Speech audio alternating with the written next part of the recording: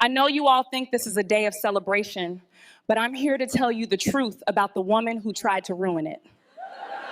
Layla Carter never imagined love would lead her into a world of marble floors, designer gowns, and people who whisper behind champagne glasses. She was a nurse, 28, ambitious, and proud of the life she built with her own hands. Her mother had raised her in a small Atlanta neighborhood, teaching her that dignity mattered more than wealth. Her father? That was a blank space in her life, a question her mother never answered. Then she met Ethan Whitmore. He came into her hospital late one night, worried sick about his grandmother. He wasn't arrogant or flashy like most rich men. He was kind, humble, and disarmingly funny. They clicked instantly, two worlds colliding in an unlikely romance. Months turned into a year, and love blossomed into talk of forever. Ethan was from one of Georgia's most respected families, owners of Whitmore Real Estate Holdings, a billion-dollar empire built over 3 generations. Layla knew she didn't fit the mold of the women his family was used to. She was a working-class black woman, simple and straightforward. But Ethan didn't care. When he proposed to her under the city lights, with a small diamond and a shaky smile, she said yes, even as a quiet fear lingered in her heart. Because behind every smile from Ethan's mother, Margaret Whitmore, there was an unspoken judgment. The first Sunday after the engagement, Layla and Ethan drove to his family estate in Savannah, a grand home with white columns and acres of manicured lawns. Margaret greeted them with polite warmth that felt colder than ice. Dinner was formal. The table was long enough to fit 20, and the conversation was filled with pauses. After dessert, Margaret looked at her son, then at Layla, and spoke the words that changed everything.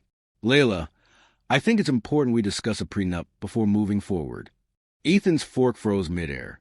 "Mom, don't interrupt me," she said calmly. "It's not personal. It's just protection. My son has a great deal to lose." Layla blinked, trying to steady her breath. "Protection from what? From her?" "You're a lovely girl," Margaret continued. "But marriage is a business arrangement as much as it is love. You wouldn't want to look like someone chasing the family fortune, would you?" Layla felt the sting of humiliation. The word "someone like you" hung unspoken in the air. Ethan argued, furious and hurt, but his mother refused to bend. Days later, he brought Layla the papers. His eyes were full of apology. "You don't have to sign this," he said softly. "I'll walk away if you want me to." Layla looked at him, at the man who saw her when no one else did.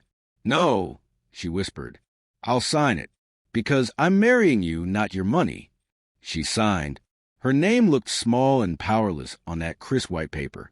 Preparations for the wedding began, but something inside Layla changed. Margaret's veiled hostility continued. From criticizing her dress choices to accidentally leaving out her name on the wedding invitations. Layla stayed quiet, focusing on Ethan and their love, until one night a stranger called. "Is this Miss Layla Carter?" a man's voice asked. "My name is David Henderson. I'm calling regarding your late father." Her pulse quickened. "My father? You must have the wrong person." "I don't think so," the man replied.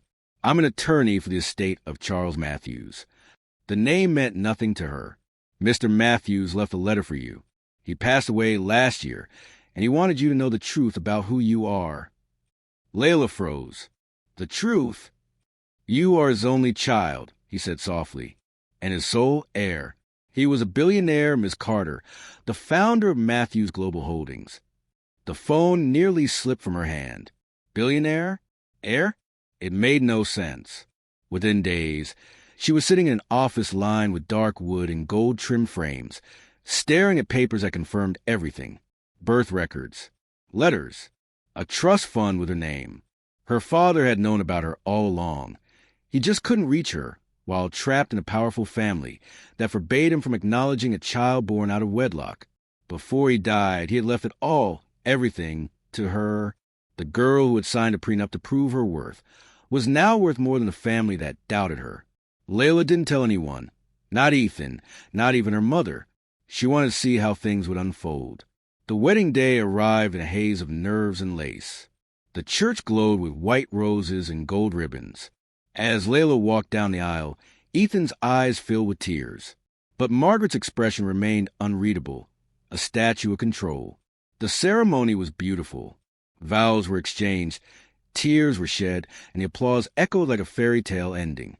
But the real story began at the reception. Margaret approached Layla as guests danced under chandeliers. "You've done well," she said, her smile brittle. "But remember your place, dear. You'll never be a Whitmore. You'll just marry one." Layla looked at her mother-in-law, and for once, she didn't feel small. She smiled sweetly and excused herself. Moments later, she stood before the microphone to give a short thank you speech. Her hands didn't tremble this time. "I want to thank everyone who came to celebrate with us," she began. "And I want to share something I learned recently about family." The room quieted. Sometimes, family doesn't believe in you. Sometimes, they judge you before knowing your worth. But sometimes, fate reminds you that worth isn't given, it's inherited. She glanced at Margaret and continued. 2 weeks ago, I found out my biological father was Charles Matthews, founder of Matthews Global Holdings. He passed away last year and left everything to me." The room fell silent. Forks clattered. Someone gasped. Ethan looked stunned. His mother's face drained of color. "I may have signed a prenup," Layla said softly, "but I never needed anyone's money, because it turns out I had my own." Applause erupted. Laughter followed. In the midst of the chaos, Margaret Whitmore realized she'd just made her billionaire daughter-in-law sign away nothing. In the weeks that followed, the Whitmore family dynamic changed. Margaret suddenly wanted to bond. She invited Layla to lunch, complimented her style, even suggested business collaborations between their family companies. But Layla saw through it. Power had shifted. The woman who once looked down on her now smiled up at her. Ethan, however, stayed true. He didn't care about the fortune, didn't flinch at the revelation. "You're still my Layla," he told her one night, pulling her close, "whether you're a billionaire or a nurse." And for that, Layla loved him even more. But she made one thing clear to his mother, calmly, firmly, privately. "Margaret," she said, "I signed that prenup because I believed love didn't need protection. I still believe that. But if you ever make another woman feel like she's beneath you, remember what happened the last time you judged a book by its cover." Margaret had no reply, just silence, the kind that admits defeat. Months later, Layla sat on the balcony of her new home, a beautiful blend of old-world charm and modern grace. The city lights shimmered below, and she smiled at how far she'd come. She wasn't just Ethan's wife. She was Layla Matthews Carter, CEO, philanthropist, and proof that class isn't about birthright but character. She thought about her mother, the woman who raised her without bitterness, and whispered a thank you into the night sky. Her story wasn't about revenge. It was about respect. The prenup that was meant to protect one family's fortune ended up protecting her pride. It showed the world that love doesn't need to come from wealth, but self-worth, that's priceless. And somewhere in the quiet of her heart, she felt her late father's presence. She imagined him smiling, proud of the daughter who turned pain into power.